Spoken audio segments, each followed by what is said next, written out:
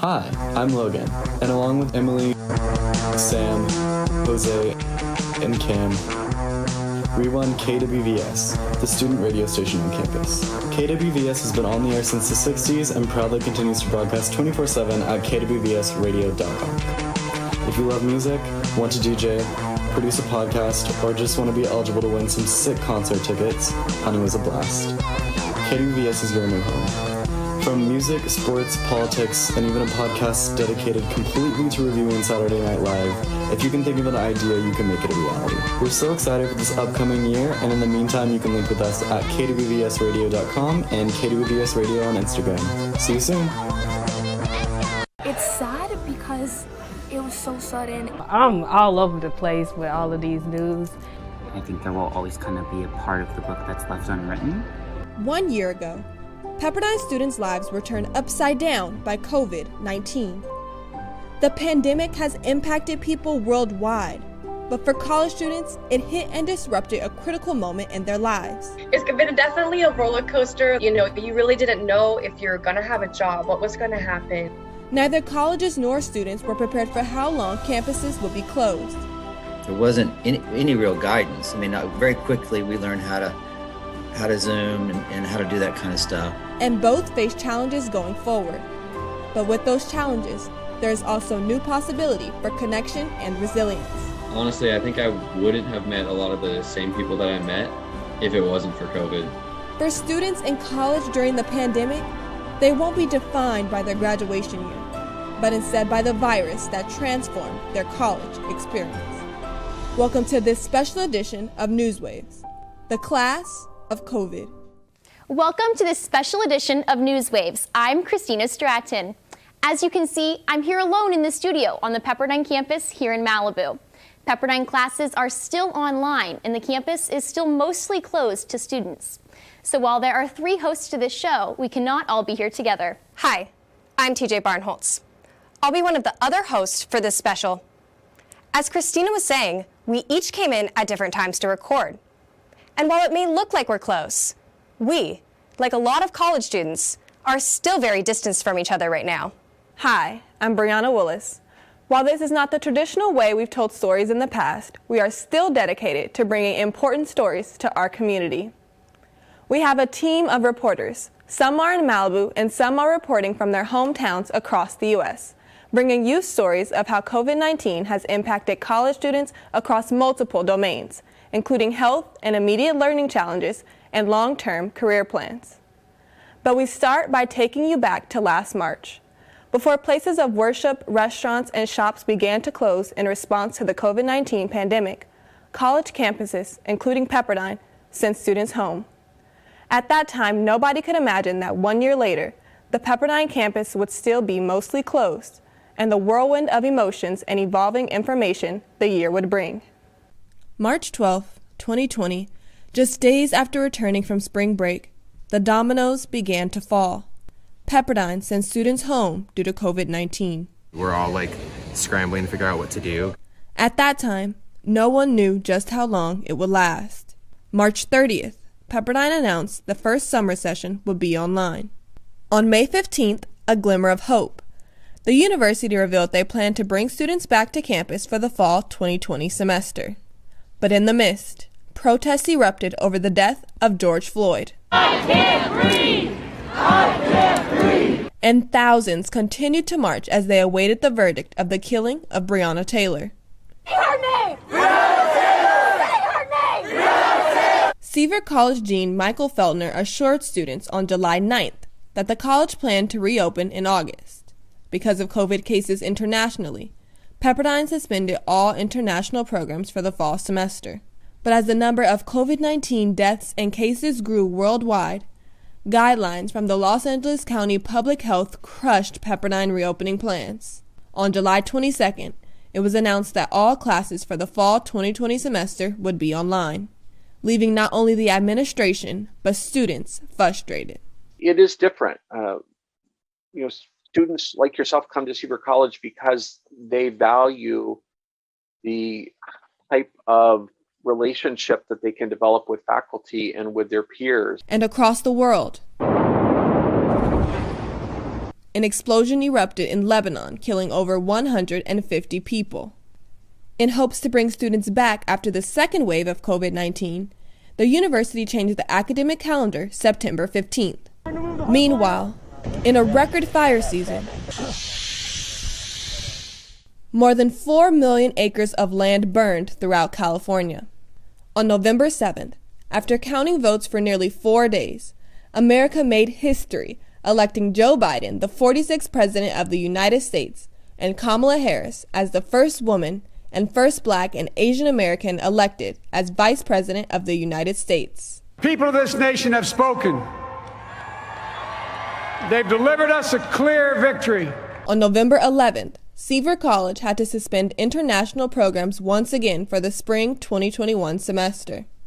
In the last month of 2020, the global vaccine effort took off, with the first U.S. vaccine shot given to a nurse in New York, December 14th. Days into the new year, thousands stormed the U.S. Capitol building as Congress counted the official votes for President Biden.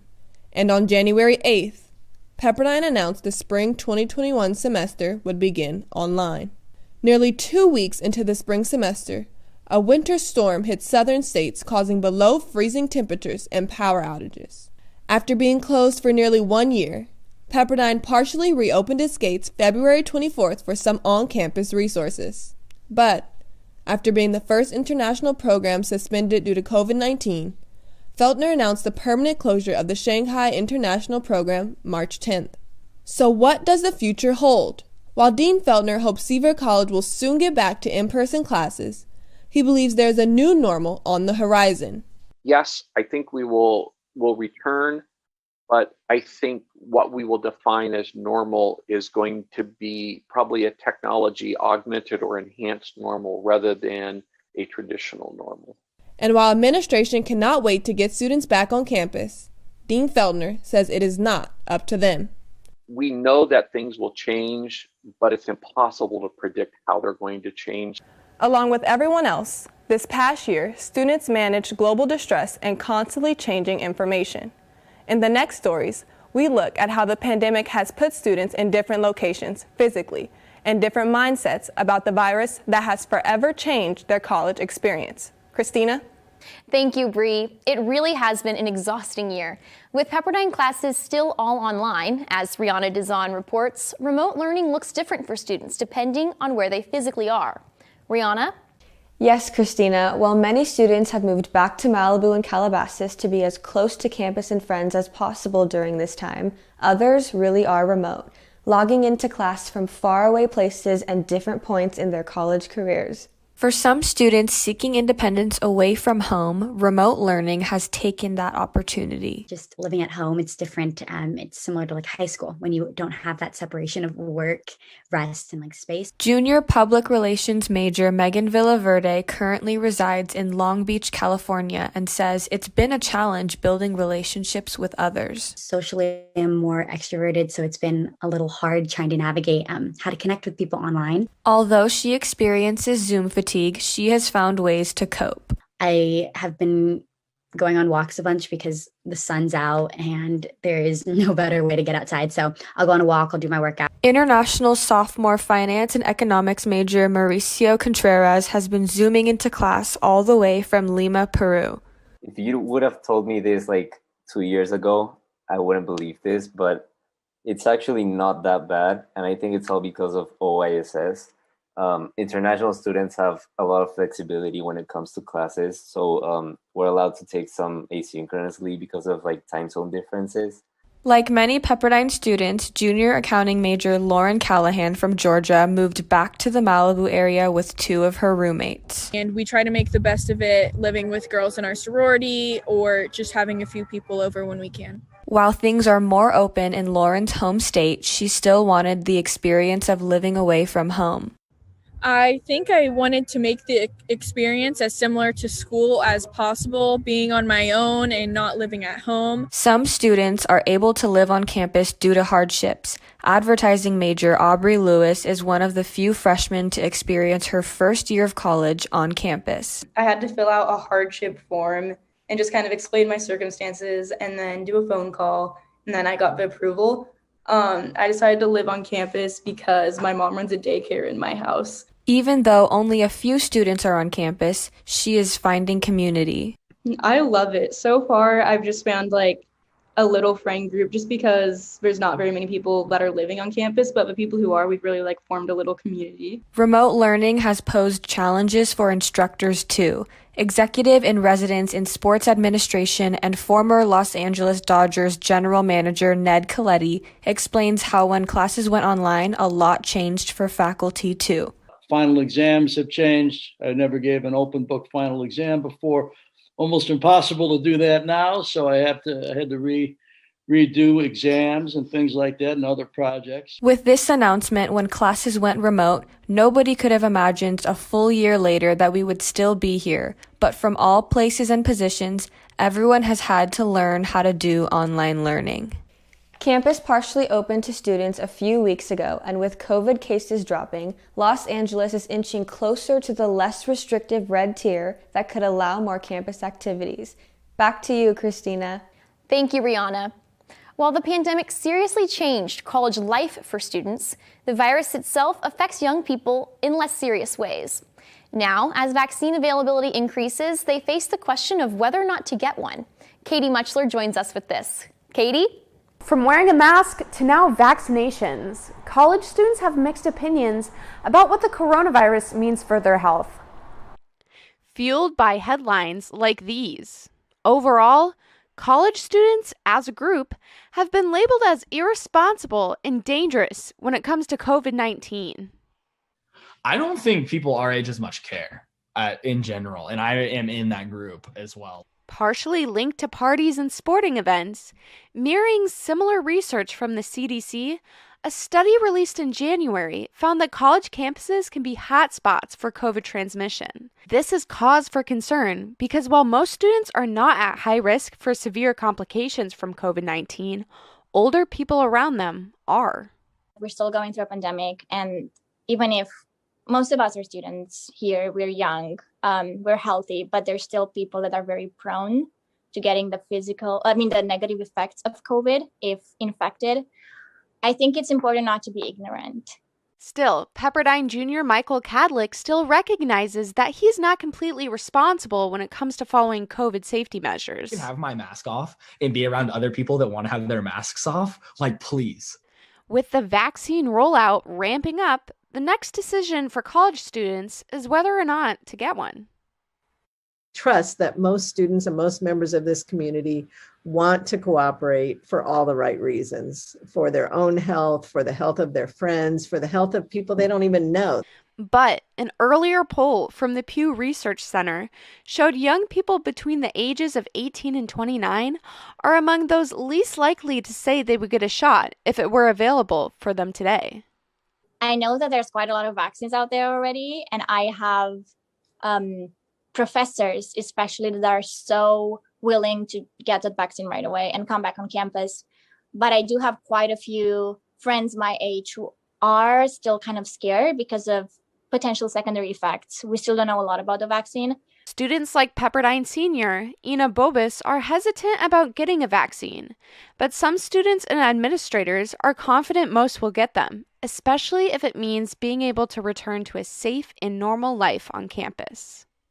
I think people are going to follow rules. I feel like people at Pepperdine, people at Pepperdine just follow rules. Like Pepperdine just announced this week that COVID-19 vaccine doses are now available to employees at vaccine clinics on campus. But we will encourage, for sure, students to get them now as they are able and get them as soon as they can. Pepperdine has been approved for distribution and has the Moderna vaccine. But Dr. Horton says the university is still expected to follow the state guidelines of who is eligible. So, even if they want a vaccine, healthy college students could be among the last in line to get one. Thank you, Katie. Still ahead in our special edition of Newswaves. In some ways, it is more competitive this year. COVID and college admissions, how this stressful process became even more stressful during a pandemic and impacted students' decisions. And the first test was pretty much a disaster. I mean, she's on totally stressed. She's responding to things during the entire test. It's not working. Students are freaking out. Plus, remote learning tests both students and professors. The challenges for academic rigor and integrity brought by virtual learning. But first, here are some ways you can safely engage and help others during the pandemic.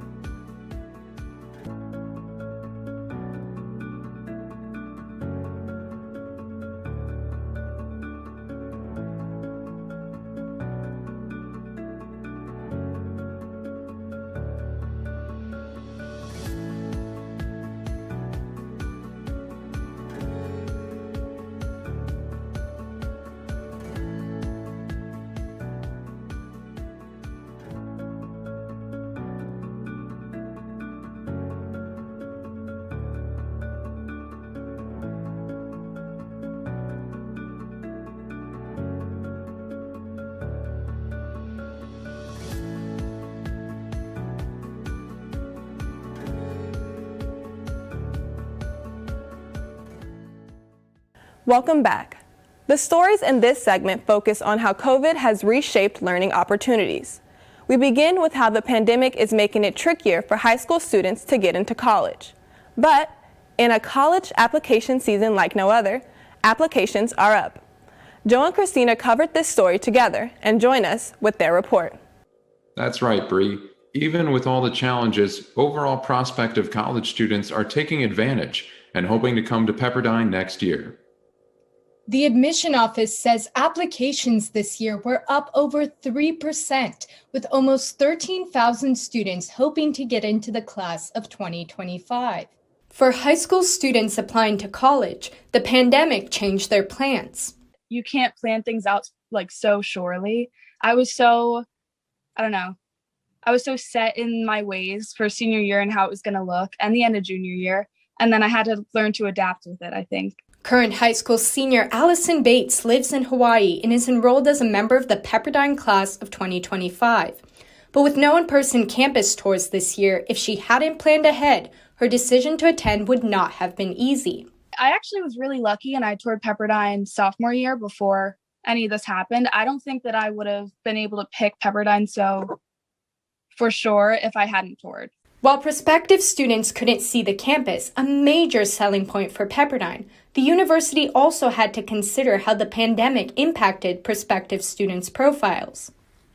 You can imagine we have many more students who do have higher GPAs this year who applied, and we don't have that test score to really help balance out their academic profile. So in some ways, it is more competitive this year. Due to the pandemic, Pepperdine, like most U.S. colleges and universities, is test optional for the next 2 years, meaning SAT and ACT scores will only be considered if students want them to be. Director of Admission at Seaver College, Ashley Newen, says with no choice, prospective students are adapting during this time. Well, you'd be surprised. Students get pretty creative in a pandemic and still find ways to, do something that aligns with their passions or their interests. Some students are using the unusual year to make changes.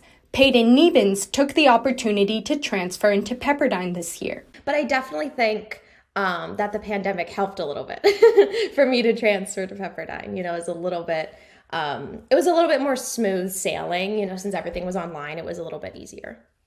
While students like Peyton feel the online process has been easier, the university has had to find new, safe ways to connect with students. From virtual town halls to Zoom interviews, admission officers have worked hard to incorporate prospective students in the Pepperdine community. We are also implementing different things where students can connect with faculty members and current students. So we're still finding ways in this virtual world to still connect with students and get them familiar with the Pepperdine experience. But because Pepperdine is in a state and county that has not allowed most college students back on campus during COVID, parents making the investment in their child's college career are hoping that changes. When we do hear from parents, I think their biggest concerns is campus opening and what is the safety behind that. With no campus access, for some students, making the decision to start their college careers during a pandemic seemed like too risky of a choice. Sam Jones, who lives in Denver, decided a gap year was the best option for him and will instead be joining the Pepperdine class of 2025. I definitely don't regret it, though, because I've been working, and so hopefully I can pay off a good amount of my college or whatnot. So definitely don't regret it, and I wouldn't recommend it unless it was, something like these kind of circumstances that we're in. The testing optional requirement that Pepperdine had to implement this year might stick. The university will be piloting it for the next 2 years to see. Back to you, Bree. Thank you, Joe and Christina.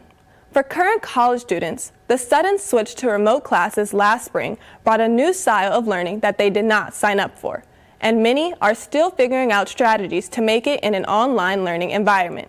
Christina has this story. Thank you, Bree. It's not only students who are struggling with online classes. Instructors have also faced extraordinary challenges with upholding academic integrity and figuring out remote assessments. One day we were in the classroom, 3 days later, we were online. Since everyone's kind of making it up as we go, there wasn't any real guidance. I mean, very quickly we learned how to Zoom and how to do that kind of stuff. When COVID upended higher education last spring, Pepperdine's sociology professor, Robin Perrin, says faculty members were left to figure out what their instruction would look like on Zoom. There really weren't opinions expressed from the administration on how we should teach. For a whole year now, 2 words have guided course delivery: synchronously, meaning live on Zoom, or asynchronously, meaning material is recorded for students to complete on their own time. Beyond teaching, instructors have also had to figure out the best way to test students. You have to create a climate where, you have to assume that someone's going to take advantage of you. Someone's going to cheat. Students knew it too. Videos about academic integrity filled TikTok as students realized how easy it would be to cheat on online exams. If I say, don't do this, but I'm not going to be able to catch you if you do, X% will do it. In attempt to fight cheating, Pepperdine implemented ProctorTrack, an exam proctoring software for the 2020-2021 school year. Among other features, the software records students' eye movements and computer activity during exams. The software, however, has not been fully embraced by students or professors. I really don't like proctoring software. I don't like the whole vibe. In my opinion, asking a student to use proctoring software sends the message, I don't trust you. Chris Hurd, the director of the Center for Teaching Excellence for Seaver College, offered alternative advice to his colleagues. Number one, I would encourage them to trust students more than we do, and not to let bad experiences from the past color the way that we approach our students of today, but also to rethink the assignments. 2 students shared the ways their professors have tried to preserve academic integrity, such as permitting students to look at their notes, but limiting the time. Notes don't often help that much because sometimes you just don't have time to look for them. So you still do have to study. Another strategy some professors have used is to require students to take exams while on Zoom. It was so awkward because I wanted to look at myself and then look back at the test because I was self-conscious of what I was doing. A year later, students still seem adjusting to the demands of online schooling and testing conditions. It kind of changes the culture of the school. But not questioning what they are actually retaining from this time. I do still feel like I'm learning a lot and retaining a lot. The next update from Pepperdine about whether classes can return to campus for the rest of the spring semester will come on March 22nd. Thank you, Christina. For many college students, and especially those at Pepperdine, the opportunity to study abroad and learn in an international location is one that they look most forward to. Now, after a year without IB programs due to the pandemic, a lot of hope is riding on Pepperdine's summer programs. The landscapes, the culture, the language, the food. These are just some aspects every student from Switzerland to Argentina looks forward to in studying abroad. That is until COVID-19 changed everything.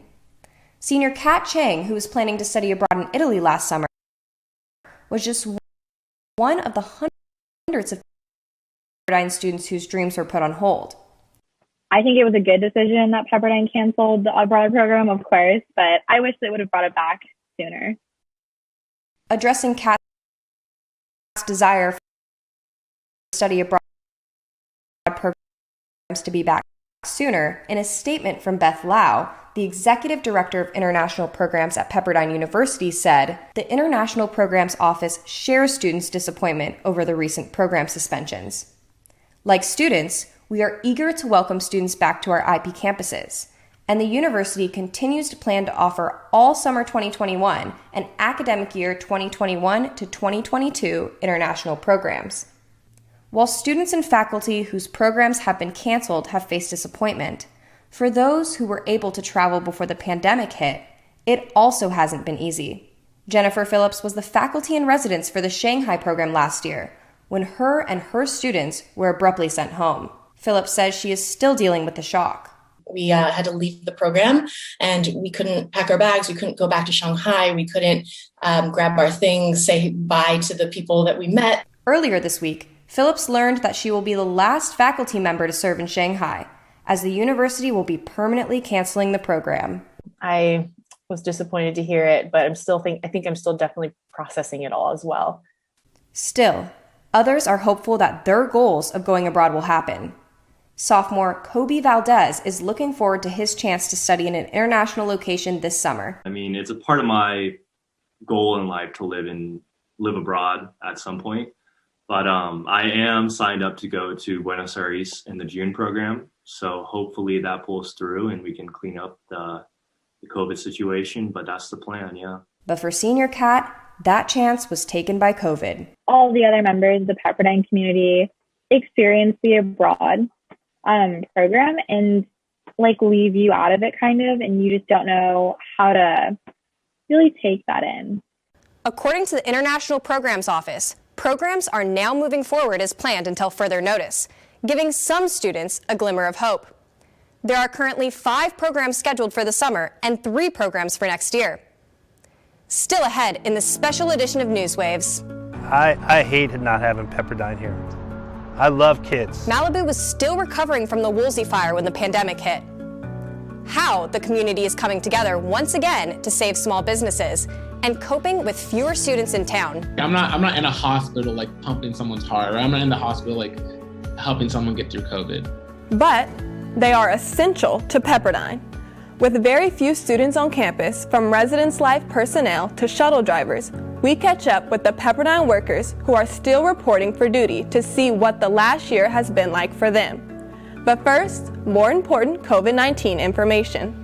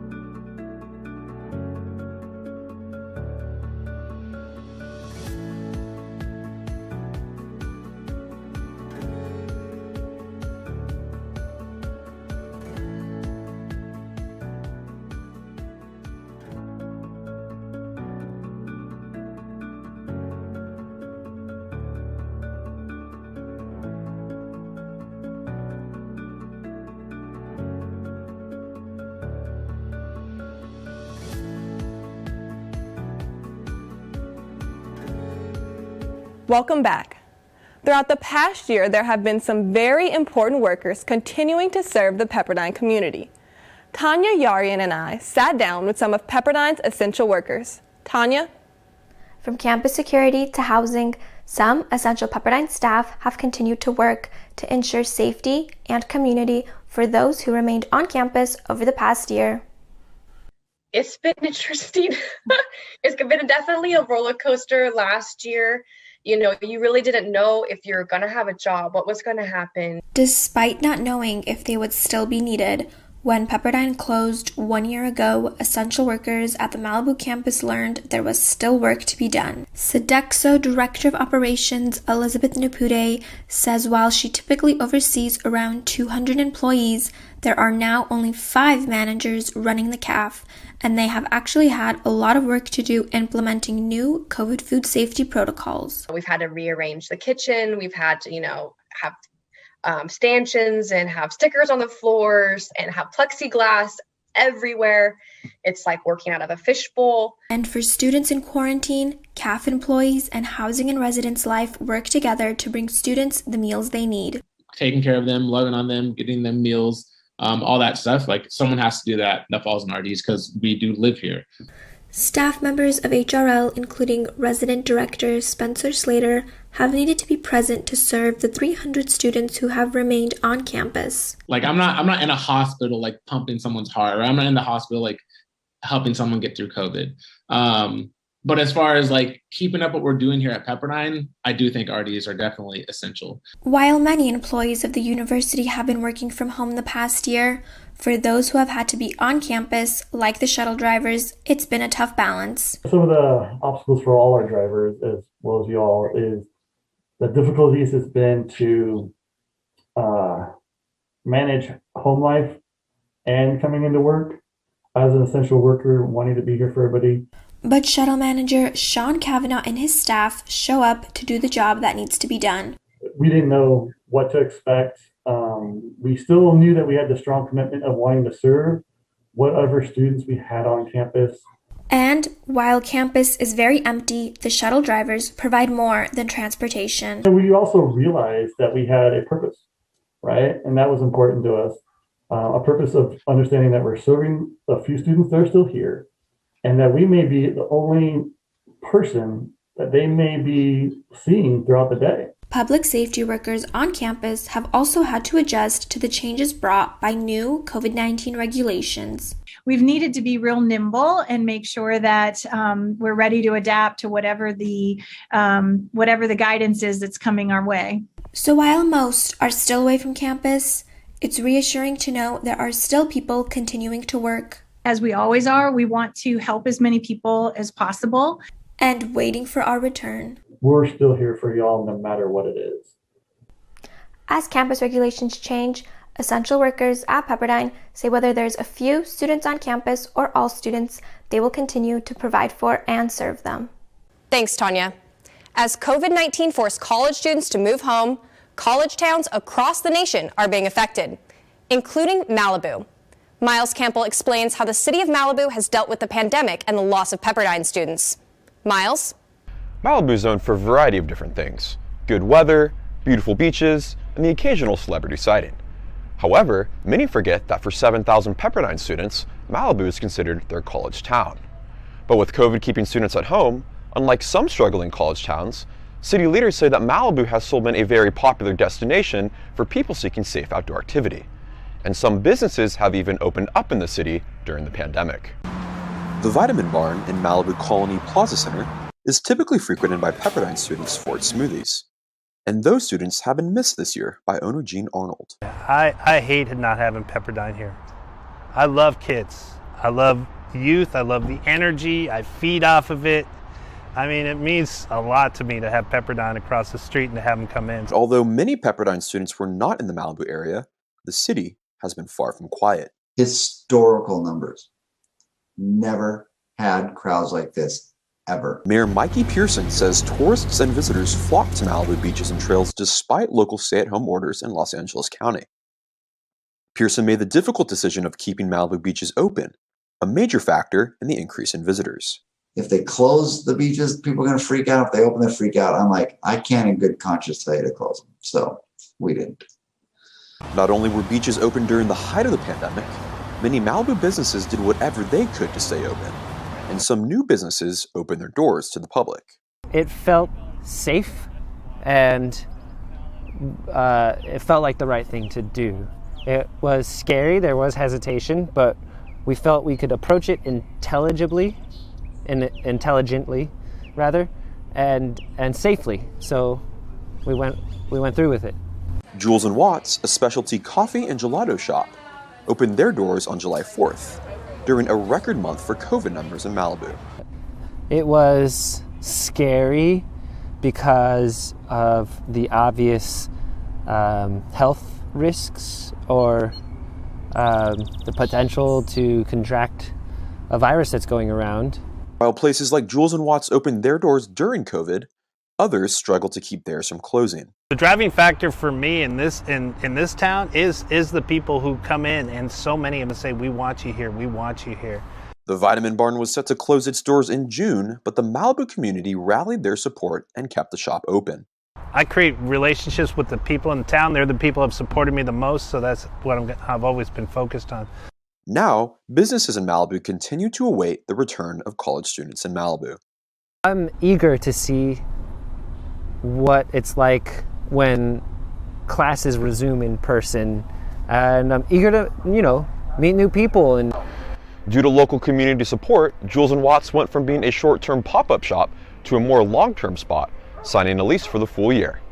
The shop is joined by at least 2 other new Malibu food places, Real Coconut Kitchen and Howdy's Sunrisa Cafe. Sticking with the economic impact of COVID-19, as the pandemic continued, class of 2020 graduates faced the unknown while entering the job market, some having to adjust their initial career plans. Christian Parham has more on the real class of COVID. Christian? Thank you, Christina.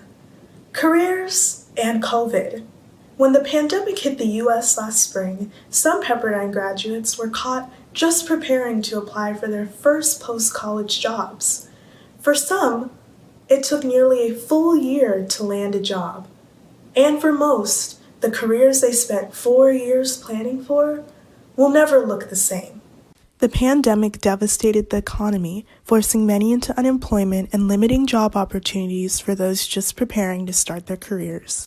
I think that the world of work will never return to what it was before. Industry specialist with Pepperdine's Career Center, Nancy Schatzer, says students who graduated last year and those graduating this year need to expect a different social environment. I would say the relationships, in our work space really is going to have to be revisioned. Pepperdine 2020 grad Allison Lee has already had to be flexible. Lee found herself thrown into chaos and change when not only did she move from California to Hawaii for work during the pandemic, but she faced the challenge of starting her teaching career on Zoom. I feel like I just might be doing stand-up comedy for 90 minutes straight, but I can't see anyone, so I don't know if they're laughing at my jokes. Lee's been forced to be creative about different ways to make class engaging for her 9th grade students. I love when there are new things in class, and I love when there's new fun things that give you breaks in the middle of learning. Lee says she has found inspiration from her students this year. I think that they're very resilient in the ways that they've been able to adapt. So I think that only speaks to how much more they can adjust. With people relying on news but also distrusting it more than ever, journalism is another field that has been impacted by the pandemic. Pepperdine grad Kai-Yu Wong experienced this firsthand. The jobs I applied to in August, sometimes it just took months to hear back from. You just didn't hear back at all, which is also a very inevitable experience of the job applying to jobs. That began the beginning of a long job search for Kai-Yu.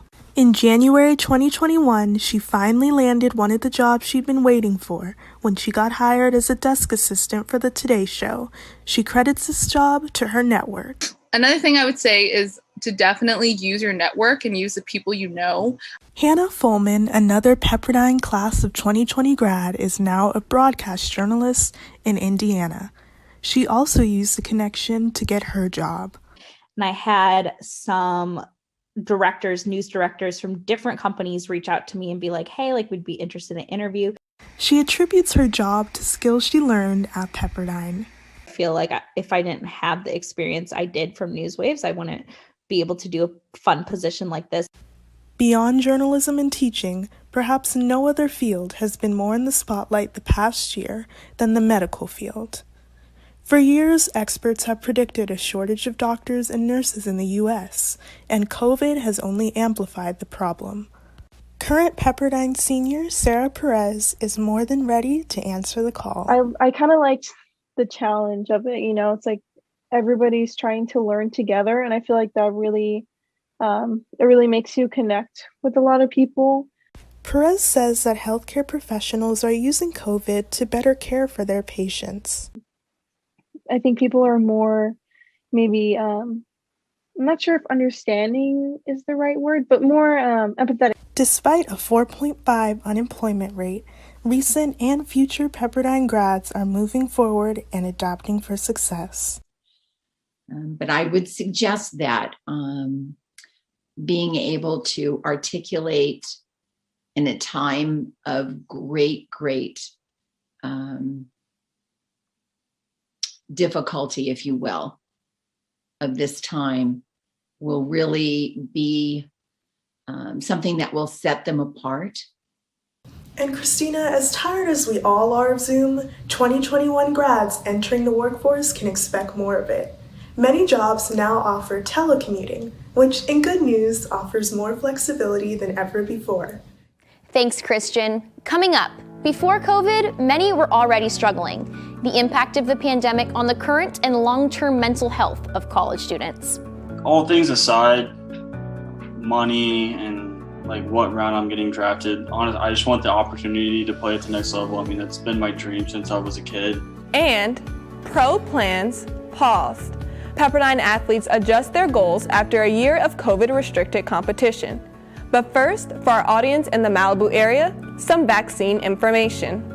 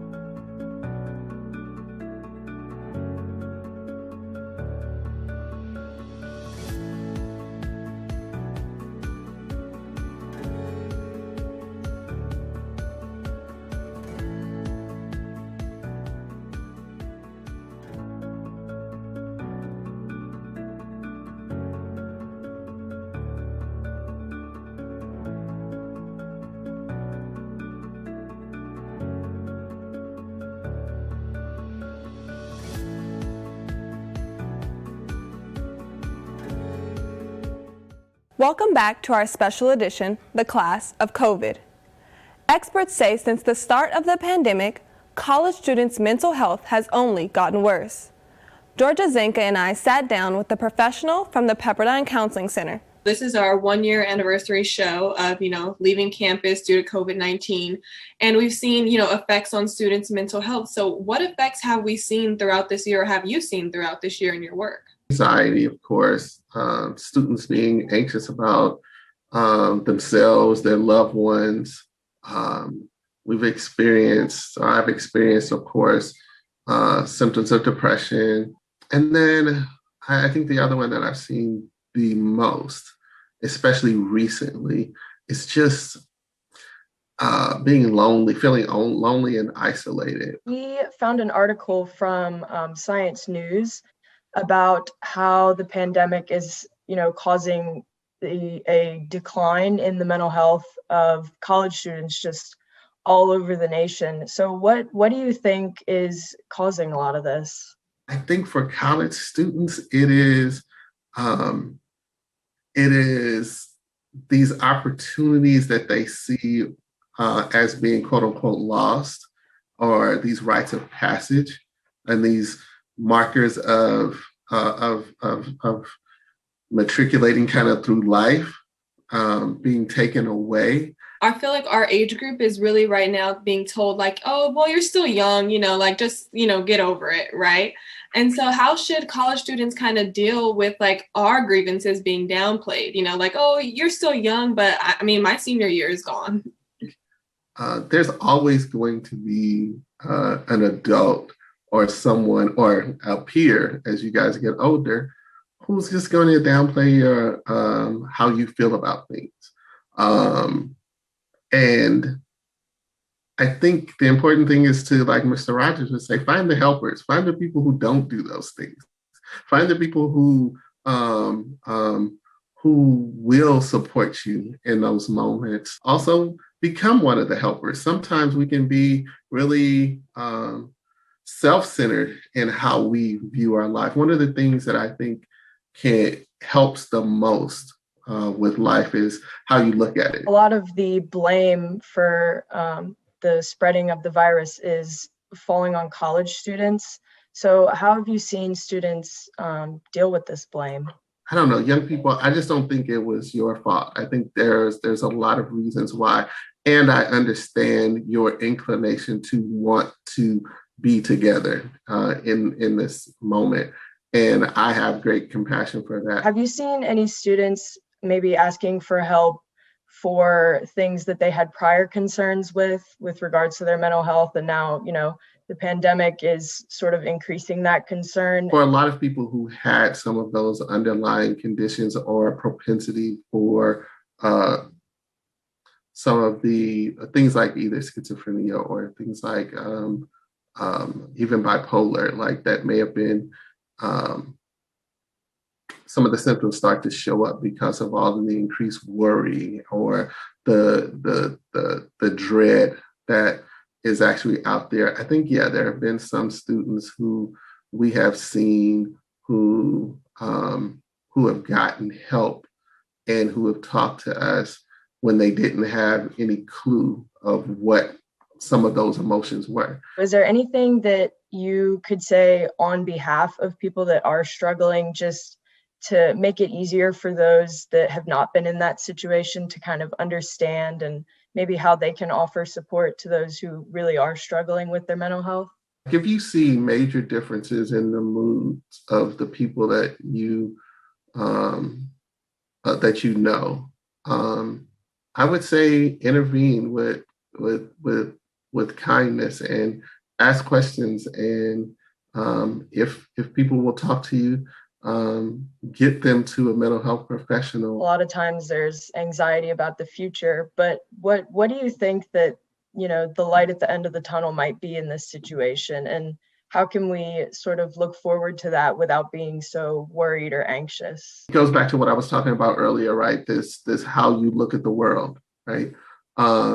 It can be, half full or half empty. I think being half full is a place where you can increase your mental and emotional wellness. But we are still here. And if we take that mindfulness approach, if we take that, doing our best and being where our feet are, we can find that the things around us, in the places where our feet are, there can be some pretty amazing things. As Jeff shared, there are resources for college students dealing with mental health issues at this time, but it is most important for them to know they are not alone. With a slow start to most college sports this year, The pandemic has altered college athletes' post-graduation plans. Austin Hall has more on this class of athletes impacted by COVID. Austin? 3 Pepperdine athletes have a chance to play in the pros after their final year, but for some of them, the changes in the 2021 season are putting their dreams in jeopardy. A full year of delayed and canceled competitions due to COVID has some of Pepperdine's top athletes struggling to get to the pros. I think last year I had a lot of stuff lined up. I was doing super well, and people kind of knew who I was. And now, unfortunately, like the way things have gone, I'm going to be kind of on my own. Across many sports, Pepperdine Athletics boasts some of the most decorated athletes in the West Coast Conference and the NCAA. Ashley Leahy is a 3-time All-American and was ITA Player of the Year in 2020. She says her inability to practice during the shutdown got her out of her groove, and now it'll be more difficult for her to find outside help as a professional. It just depends on how you're doing, how many resources you have available to start like hiring your own team. Like you don't get signed onto a team, you create your team.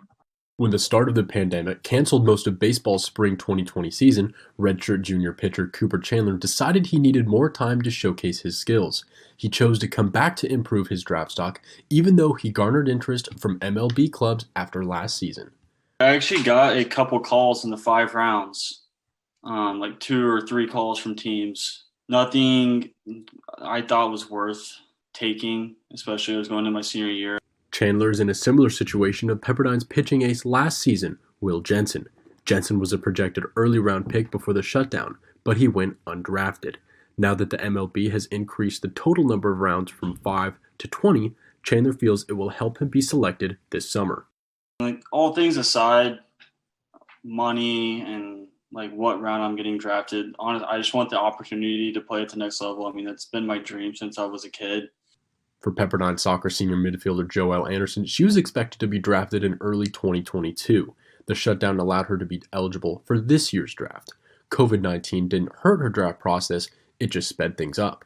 Got drafted literally like knowing 3 days prior that the whole process was starting. So yeah, I really just was not expecting it at all. Anderson was a 3rd round pick in January, but unlike other draftees, chose to return to school for 1 more year. I could have gone this year if I wanted to. My time here like really isn't finished yet. I still feel like I have a lot to accomplish here. If Chandler gets back to 100%, he could be selected in the shortened MLB draft. Leahy will travel and play in any tournament she can after this season. And for Anderson, she'll report to the Houston Dash to start training in early 2022. Back to you, Christina. Thank you, Austin. Coming up, from Zoom attire to skipped celebrations, I sit down with a panel of students and Pepperdine faculty and staff members to get their take on the past year. People ask me, my friends, my family ask me, like, how did you meet? And I'm like, I met online. And virtually connecting, how the Pepperdine community is staying together during this time. But first, some ways you can help with stopping the spread of COVID-19 and protecting yourself and others.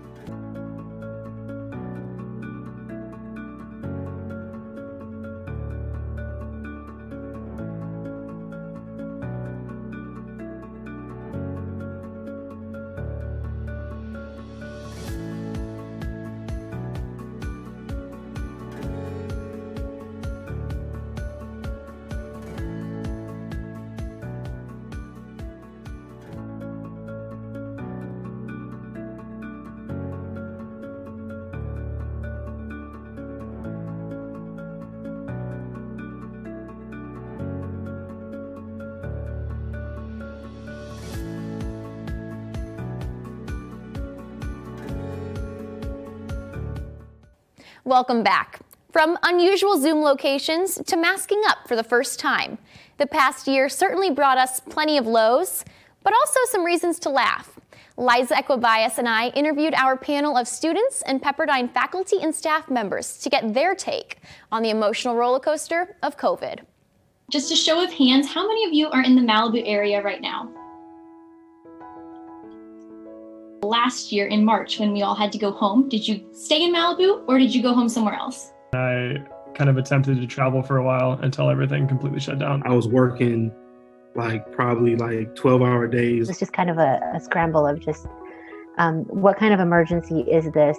I think scramble is definitely a good word to use for kind of what happened. I work in emergency medicine, and so did both my parents. Classes, especially being pass-fail, definitely pretty quickly took the back burner. Where is it that you normally Zoom from? This is probably a pretty typical boring answer, but just my room right here.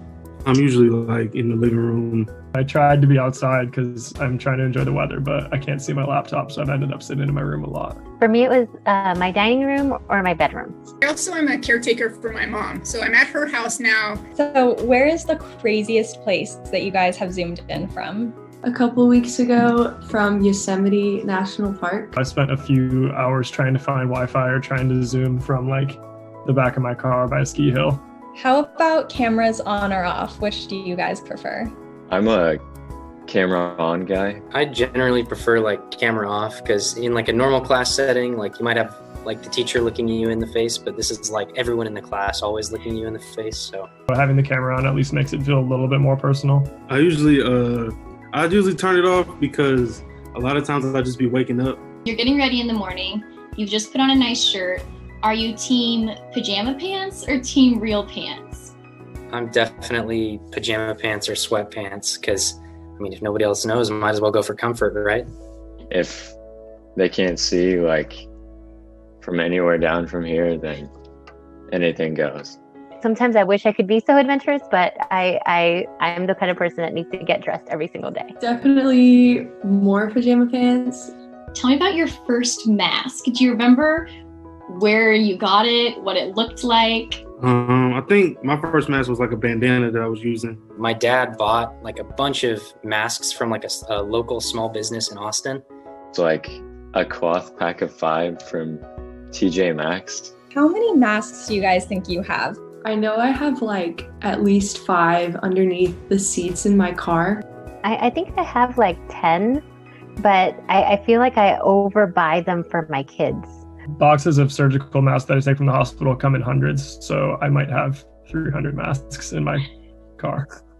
I have 35 in usual rotation in my car.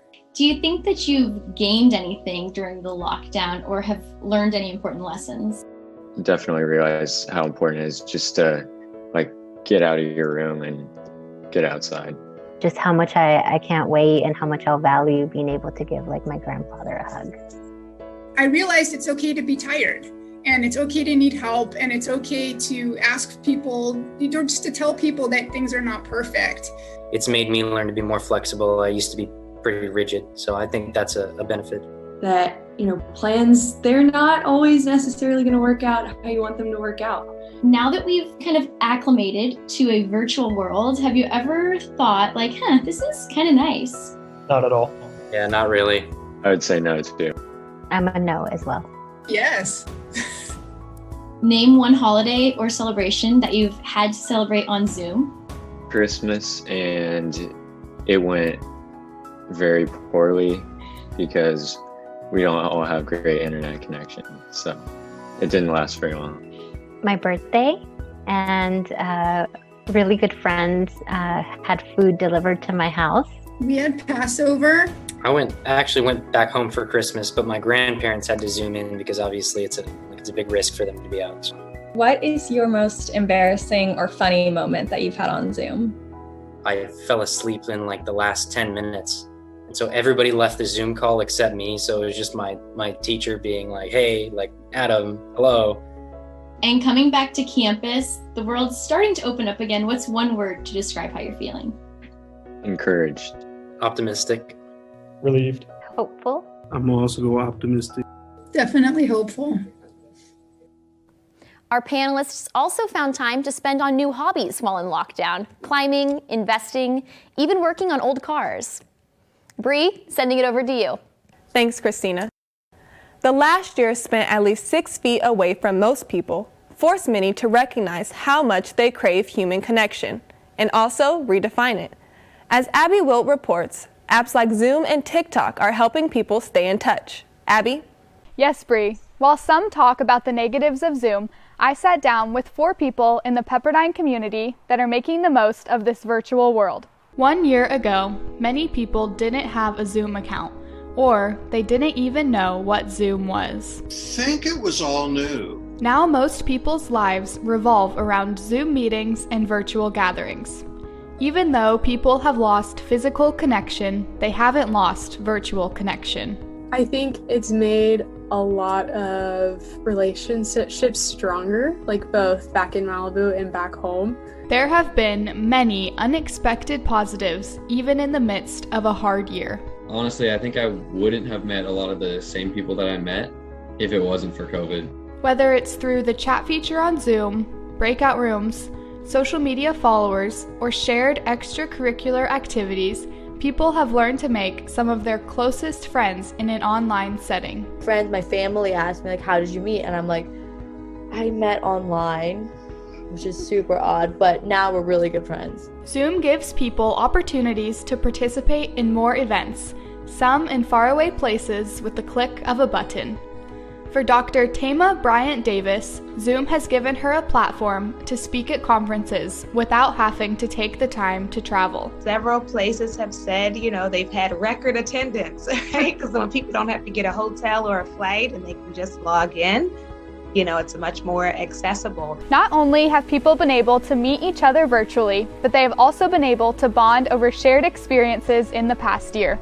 Moments, for example, like when we ran out of toilet paper in the world, like what? Why did we run out of toilet paper in the world? And then there's like, you remember that time we had Easter inside of our house? What? People went through the bread baking phase, the at-home workouts, the whipped coffee, and we can't forget about the many hours spent learning TikTok dances. Some Pepperdine students, like Nicole Huddleston, even went viral on TikTok. During quarantine, it was with another Pi Fi, and we just made a stupid video that I don't know why got like 1 million views. The year of COVID brought hardship, but also brought many unexpected positives, and people were able to learn lessons they might not have otherwise learned. I am much more in a place of appreciation and gratitude for the people who are in my life, and wanting to be sure that I always express that to them. There can be joy found in the midst of hardship and connection through the shared experiences everyone has faced. And, if nothing else, people will always look back and remember the many times they forgot to unmute themselves while talking or laugh over the pure awkwardness at the end of a Zoom call. I know I will remember the number of times I have unmuted myself at the same time as everyone else, or the time it took me hours to teach my mom a TikTok dance. Despite being virtual, I am grateful for all of these experiences. Thank you, Abby. That does it for this special edition of Newswaves. While the past year has been difficult for everyone, college students are no exception. With stress and social limitations to cope with, and new ways of learning and future careers to think about, students in college will be forever defined by this time. We are, the class of COVID. We leave you with images of hope. For the first time in almost a year, we are seeing students on Pepperdine's campus for limited activities. And California's vaccine priority now includes Pepperdine employees. Thank you for joining us.